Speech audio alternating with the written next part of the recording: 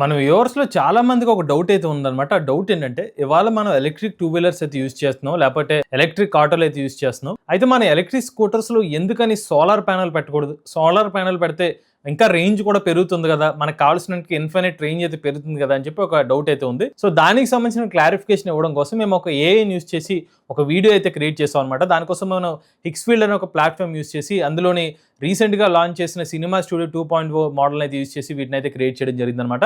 మరి మీకున్న డౌట్స్ ఏదైతే ఉంటుందో దానికి ఈరోజు ఒక ఏఐ వీడియో అయితే క్లారిఫికేషన్ అయితే ఇస్తాం. ఒకసారి ఆ వీడియో అయితే చూడండి. నమస్తే, నేను మీ కృష్ణ చైతన్య మండేలో మీ వీకురాడు. ఒక సింపుల్ ప్రశ్న. ఎలక్ట్రిక్ స్కూటర్ మీద సోలార్ ప్యానెల్ పెడితే ఎలా ఉంటుంది? మనకు పెట్రోల్ అవసరం లేదు, కరెంట్ అవసరం లేదు. సూర్యరశ్మితోనే స్కూటర్ నడుస్తుంది. అంటే అంతే కదా, ఇన్ఫినిట్ రేంజ్. కానీ రియాలిటీ కొంచెం డిఫరెంట్. స్కూటర్ మీద పెట్టగలిగే సోలార్ ప్యానెల్ సైజ్ చాలా చిన్నది. ఒక స్కూటర్ రోజుకు సుమారు 2 నుంచి 3 యూనిట్స్ పవర్ అవసరం పడుతుంది. కానీ చిన్న సోలార్ ప్యానెల్ రోజంతా ఎండలో ఉంచిన 200 లేదా 300 వాట్స్ మాత్రమే జనరేట్ చేయగలదు. అంటే ఏమిటి? పూర్తిగా బ్యాటరీ ఛార్జ్ చేయడానికి చాలా ఎక్కువ సమయం పడుతుంది. మరొక ఇష్యూ ఏమిటంటే, స్కూటర్ మీద ప్యానెల్ పెడితే వెయిట్ పెరుగుతుంది, ఏరోడైనమిక్స్ కూడా డిస్టర్బ్ అవుతుంది. అదే సమయంలో ఖర్చు కూడా పెరుగుతుంది. అంటే ఇది వర్క్ అవ్వదా?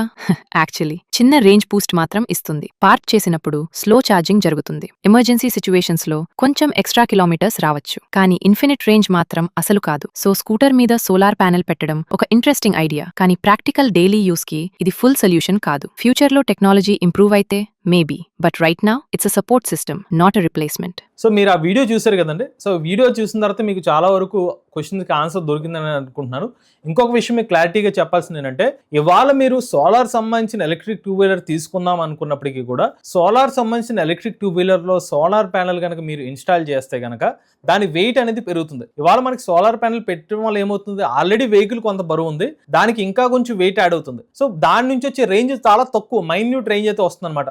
సో మీకు మహా అయితే ఒక 5 to 6 కిలోమీటర్స్, లేకపోతే మాక్సిమం 5 to 10 కిలోమీటర్స్ రేంజ్ వస్తుంది. ఆ 5 to 10 కిలోమీటర్స్ రేంజ్ కోసం మీరు ఒక 10 to 15 కేజీస్ వెయిట్ యాడ్ చేస్తారనుకోండి, వచ్చే రేంజ్ మళ్ళీ మీరు బరువు యాడ్ చేయడం వల్ల పెద్దగా మీకు రేంజ్ అనేది డిఫరెన్స్ అనేది కనిపించదు అనమాట. మోర్ ఓవర్ ఇవాళ ఇంకొక లిమిటేషన్ ఏంటంటే, మీరు వెహికల్ మీద ఇంత పెద్ద సోలార్ ప్యానెల్ పెడతారు, పెట్టిన తర్వాత ఏమవుతుంది, మీరు వెహికల్ స్టేబుల్గా నడపాలి కదా. ఇవాళ మనం నార్మల్గా ఉన్న స్కూటరు, కొంచెం బ్యాలెన్స్గా ఉన్న స్కూటర్లోనే కొంచెం అటు ఇటుగా అవుతే యాక్సిడెంట్ లాంటివి జరుగుతున్నాయి. బట్ మరి ఇప్పుడు సోలార్ ప్యానెల్ లాంటిది అడిషనల్గా పెట్టి మళ్ళీ ఆ బరువును కూడా మీరు మేనేజ్ చేస్తూ ఎలక్ట్రిక్ స్కూటర్ నడపాలంటే అది కూడా ఇంకొక ఛాలెంజ్ కింద మారుతుంది అనమాట. ఇక మూడో విషయం చూసుకున్నైతే, ఈ సోలార్ ప్యానెల్ రేట్లు కూడా ఎక్కువే కదా. మీరు సోలార్ ప్యానెల్ పెడతారు, ఓకే.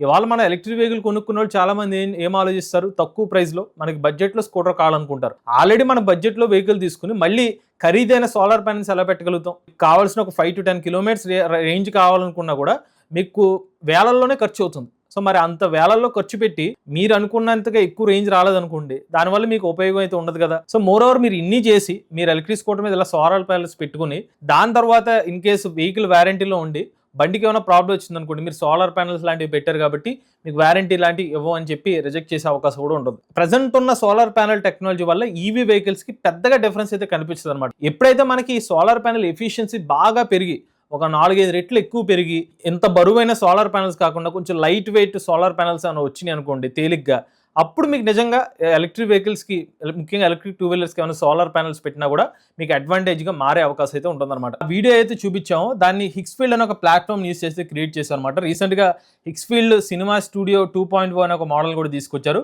ఇందులో మీకు ఇప్పుడు వీడియోస్ ఏదైతే జనరేట్ చేస్తామో అంత రియలిస్టిక్గా వీడియోస్ని అయితే ఇలాంటి మోడల్ని యూస్ చేసుకుని అయితే క్రియేట్ చేయొచ్చు అనమాట. ఇదిగోండి, మీరు ఆప్టికల్ సిమ్యులేషన్ కానివ్వండి, వర్చువల్ కెమెరా ర్యాక్ కానివ్వండి, ఇన్ఫైనైట్ డెప్త్ ఆఫ్ ఫీల్డ్, అలానే 3D సీన్ యాక్సెస్, ఇలా మీరు ఒకటే వీడియోలో మీరు ఏదైనా ఒక ఇన్పుట్ ఇమేజ్ ఇచ్చి వీడియోస్లో నెక్స్ట్ లెవెల్లో జనరేట్ చేసుకోవడం కోసం ఈ మోడల్ అయితే ఉపయోగపడుతుంది అనమాట. అలానే మేము జనరేట్ చేసిన ఆ పర్టికులర్ ఇమేజ్ చూడొచ్చు. ఇప్పుడు మేము చాలా వరకు ఇమేజ్ జనరేట్ చేసాము. ఫస్ట్ ఇదిగోండి స్కూటర్స్ ఇమేజ్ జనరేట్ చేసాము, ఆ తర్వాత సోలార్ ప్యానెల్తో ఇమేజెస్ జనరేట్ చేసాము. కొన్నిసార్లు బాగా రావు, దాని తర్వాత మళ్ళీ మల్టిపుల్ టైమ్స్ జనరేషన్ చేసిన తర్వాత మేము అనుకున్న ఇమేజెస్ వచ్చిన తర్వాత దాన్ని ఇప్పుడు ఇమేజ్ మోడల్స్ ఉన్నాయి హిక్స్ఫీల్డ్ ప్లాట్ఫామ్లో. ఆ తర్వాత మీరు వీడియో అనే ఒక ఆప్షన్లోకి వెళ్ళారు అనుకోండి, ఆ ఇమేజెస్ మీరు వీడియోస్ కింద కూడా జనరేట్ చేసుకోవచ్చు అనమాట. దానికి కూడా చాలా ఆప్షన్స్ ఉన్నాయి. మీకు క్లింగ్ కానివ్వండి, లేకపోతే హిక్స్ఫీల్డ్, వ్యాన్, సీడాన్స్, క్లింగ్, గ్రాక్, చాలా ఆప్షన్స్ ఉంటాయి. మీకు ఏ పర్టికులర్ మోడల్ కావాలంటే ఆ మోడల్ మీరు సెర్చ్ చేసుకుని మీకు కావాల్సిన వీడియోస్ అనేది జనరేట్ చేసుకోవచ్చు అనమాట.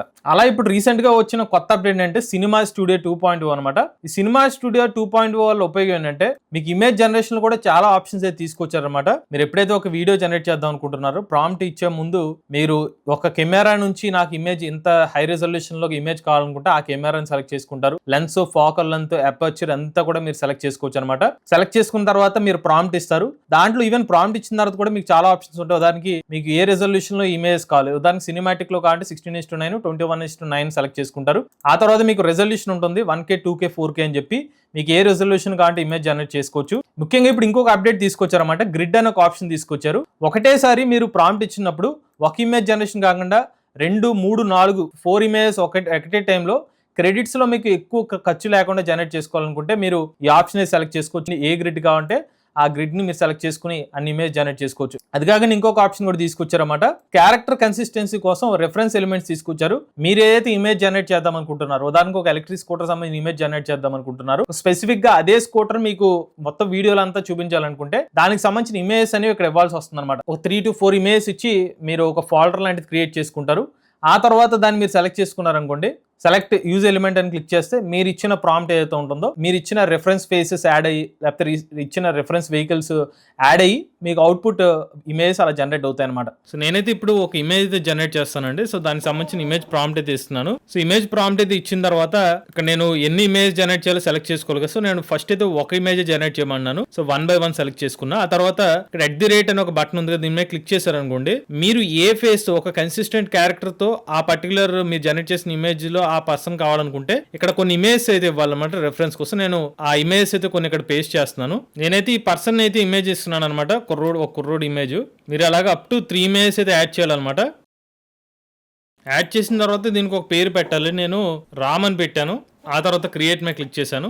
ఈ ఎలిమెంట్ అనేది యూజ్ చేసుకోవాలనుకుంటే దీన్ని సెలెక్ట్ చేసుకుని యూజ్ ఎలిమెంట్ మీద క్లిక్ చేశాను. ఇప్పుడు ఈ ప్రాంప్ట్ లో జనరేట్ చేసే వ్యక్తి ఎవరైతే ఉంటారో ఆ ఫేస్, ఈ పర్సన్ ఫేస్ అయితే యాడ్ అవుతుంది అనమాట. ఓకే అనుకున్న తర్వాత నేను కెమెరా సంబంధించిన సెట్టింగ్స్ అని యాడ్ చేసుకున్నాను. నేను ఈ సెట్టింగ్స్ లో నాకు ఇమేజ్ జనరేట్ చేద్దాం అనుకుంటే ఓకే అనుకున్న తర్వాత జనరేట్ మీద ఇక్కడ క్వాలిటీ మీ ఇష్టం అనమాట. 2K, 1K, 4K అని ఫాస్ట్ గా జనరేట్ చేయాలనుకుంటే 1K కానీ 2K సెలెక్ట్ చేసుకోండి. క్వాలిటీ రావాలంటే 4K సెలెక్ట్ చేసుకోండి. ఇక ఆస్పెక్ట్ రేషియో అనమాట.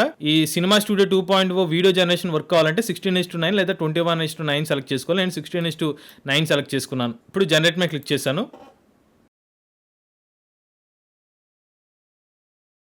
సో మనకైతే ఇమేజ్ అయితే జనరేట్ అయిపోయిందండి. జనరేట్ అయిన ఇమేజ్ని ఇక్కడ డౌన్లోడ్ మీద క్లిక్ చేస్తే ఆ ఇమేజ్ అయితే డౌన్లోడ్ అవుతుంది. బట్ ఇక్కడ ఇంకొక విషయం ఏంటంటే కొత్త అప్డేట్ లో హిక్స్ఫీల్డ్ 2.0 ఇక్కడ యాంగిల్స్ అనే ఒక ఆప్షన్ తీసుకొచ్చారు. ఇక్కడ యాంగిల్స్ మీద క్లిక్ చేశాను అనుకోండి, మీరు ఇదే ఇమేజ్ ని వేరే యాంగిల్లో జనరేట్ చేసుకోవాలనుకుంటే ఇక్కడ మీరు అడ్జస్ట్ చేసుకోవచ్చు అనమాట. వేరే యాంగిల్లో ఈ ఇమేజ్ ఎలా ఉంటుందని చెప్పి ఇక్కడ రొటేషన్, టిల్ట్ టు జూమ్ అనే ఒక ఆప్షన్స్ ఉంటాయి. మీకు ఎలా కావాలంటే దానికి తగ్గట్టుగా మీరు సెలెక్ట్ చేసుకుని టాప్ యాంగిల్ కావాలనుకోండి, కెమెరా టాప్ లో ఉంటే దానికి టాప్ తగ్గట్టుగా ఇమేజ్ అయితే జనరేట్ అవుతుంది అనమాట. అలా మీరు సెలెక్ట్ చేసుకుంటే కనుక మీకు దానికి సంబంధించినట్టుగా కూడా ఇమేజ్ జనరేట్ చేసుకోవచ్చు. ఆ తర్వాత జనరేట్ మీద క్లిక్ చేయాలి. సో ఇక్కడ ఇంకోటి జనరేట్ అవుతుంది వచ్చి 4K ఇమేజ్ అనమాట. స్టార్టింగ్ లో నేను ఇచ్చిన అందుకే కొంచెం టైం పడుతుంది. 2K అయితే ఫాస్ట్ గా జనరేట్ అయిపోతుంది అనమాట. మీరు ఇప్పుడు గమనిస్తే నేను ఇందాక జనరేట్ చేసిన ఇమేజ్ ని టాప్ వ్యూలో జనరేట్ చేయమని ప్రాంప్ట్ ఇస్తే చూసారా, దాన్ని టాప్ వ్యూలో కూడా జనరేట్ చేస్తుంది. అలాంటి ఆప్షన్ కూడా మనకి కొత్త అప్డేట్లో అయితే ఉందన్నమాట.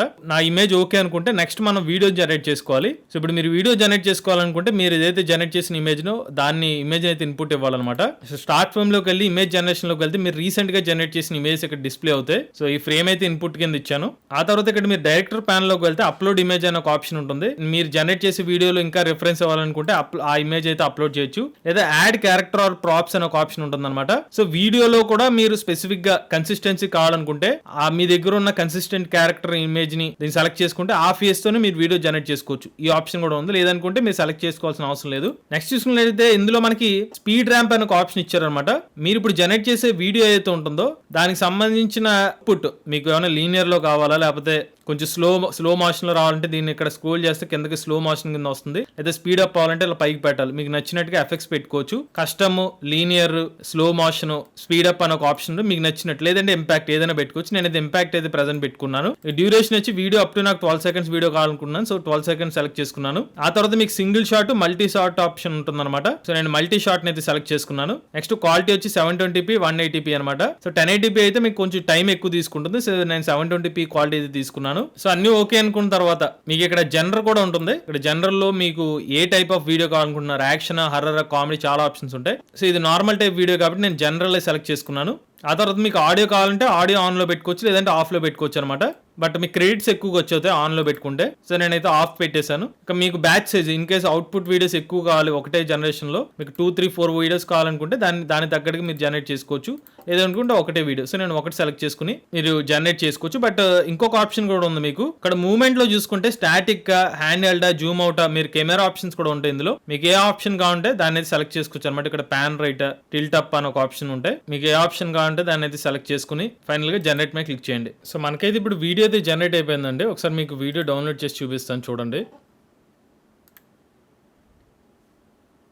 సో చూస్తే మల్టిపుల్ షాట్స్. ఫస్ట్ ఒక షాట్లో మనకి లాంగ్ షాట్ వచ్చింది, ఆ తర్వాత స్కూటర్ నడుపుతున్న తర్వాత మనకు క్లోజ్ షాట్ వచ్చింది, ఆ తర్వాత మళ్ళీ వీల్ షాట్ ఒకటి వచ్చింది, ఆ తర్వాత మళ్ళీ ఫ్రంట్ షాట్ వచ్చింది. ఇలా మల్టిపుల్ షాట్స్తో మనకి వీడియో అయితే జనరేట్ చేసింది. సో మనకు బాగానే జనరేట్ చేస్తుంది అనమాట. హిక్స్ఫీల్ సంబంధించిన సినిమా 2.0 ఇలా మీకు నచ్చిన వీడియోస్ అనేవి మీరు హిక్స్ఫీల్ సంబంధించిన సినిమా స్టూడియో 2.1 యూస్ చేసి అయితే జనరేట్ చేసుకోవచ్చు అండి. అలానే మీలో ఎవరికైనా ఏ సంబంధించిన ప్రమోషనల్ వీడియోస్ కావాలనుకుంటే మమ్మల్ని అయితే కాంటాక్ట్ అవ్వచ్చు. కాంటాక్ట్ నెంబర్ అనేది డిస్క్రిప్షన్లో అందిస్తాము. సో చూసారు కదండి, ఒక ఎలక్ట్రిక్ స్కూటర్కి సోలార్ ప్యానల్ పెడితే ఏమవుతుంది అనే సంబంధించిన డీటెయిల్స్ యూస్ చేసి మేము వీడియోస్ అయితే క్రియేట్ చేసాము. సో ఈ ప్లాట్ఫామ్ హిక్స్ఫీల్ సంబంధించిన ప్లాట్ఫామ్ మీరు కూడా యూస్ చేసుకుని మీకు కావాల్సిన ఇమేజెస్, వీడియోస్ జనరేట్ చేద్దాం అనుకుంటే వీళ్ళ ప్లాన్స్ అయితే ఉంటాయన్నమాట. ఇక్కడ మీకు అల్టిమేట్ మంత్లీ అని, క్రియేటర్ అని చెప్పి వీళ్ళ popular ultimate plans, creator plans ఉంటాయి అనమాట. అల్టిమేట్ వచ్చేసరికి $29.4 అయితే ఉంది, 1200 క్రెడిట్స్ అయితే వస్తాయి. అది క్రియేటర్లు వచ్చి $119 తో మీకు 6000 క్రెడిట్స్ అయితే ఇస్తున్నారు అనమాట. ఇందులో ఆప్షన్స్ ఏంటంటే మీరు తీసుకున్న ప్యాక్ ని బట్టి అన్లిమిటెడ్ ఇమేజ్ జనరేట్ చేసుకోవడం, కొన్ని మోడల్స్ వీడియోస్ కూడా జనరేట్ చేసుకున్న ఆప్షన్ అయితే కనిపిస్తుంది. మీకు అవసరం అనుకుంటేనే మీరు దాన్ని బట్టి మీ సబ్స్క్రిప్షన్ అయితే తీసుకోండి. సో అలానే హిక్స్ఫీల్ సంబంధించిన సినిమా స్టూడియో 2.0 మోడల్ మీరు ట్రై చేద్దాం అనుకుంటే వాటి యొక్క లింక్స్ అనేవి మీ డిస్క్రిప్షన్ అందించడం జరుగుతుంది. ఇటువంటి లేటెస్ట్ అప్డేట్స్ కోసం ఈవీ కొరడ్ ఛానల్ సబ్స్క్రైబ్ చేసుకోండి. Charge nature drive future.